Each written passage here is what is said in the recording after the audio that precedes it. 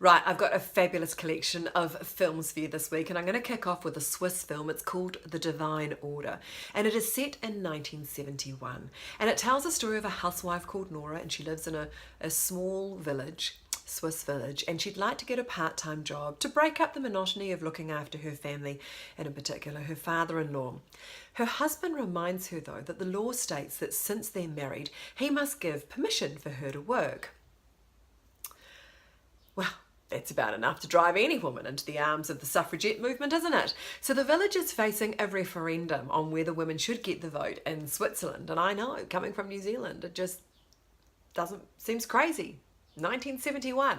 But Nora, enlightened by her current position, decides to campaign for the yes vote. Now look, there's nothing new here. The story ticks all the boxes when it comes to telling a female empowerment story. And while it doesn't go into a large amount of depth on the subject, it is presented in a very relatable manner. It is a warm, crowd-pleasing film with a touch of humour.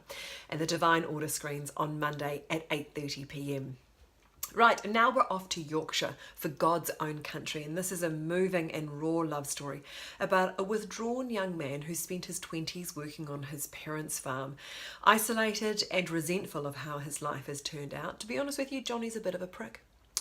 However, he begins to soften just a touch when a Romanian man is hired to work on the farm. And what follows is a rather magnificent love story. This award-winning directorial debut by Francis Lee is an absolutely fabulous film. It is a story that explores how love can make one person decide to change their life for the better. How love can change your perspective on things and also give you courage. I highly recommend it. It screens on Friday evening at 8:30 p.m. And finally today, a rather ambitious and unusual documentary, or almost part historical reenactment. It's called Francophonia, and it tells the story of what happened to all the treasures in the Louvre Museum when the Germans rolled into Paris in 1940. So the film kind of focuses on the relationship between the Louvre director and also the Nazi officer who was in charge of museums and treasures and cultural items, and how they kind of work together to preserve its content. It's a fascinating story, and it's brought to life in a very creative manner by Alexander Sokurov. So Francophonia screens on Thursday evening at 8:30 p.m. Lots to enjoy this week. I'll see you next week.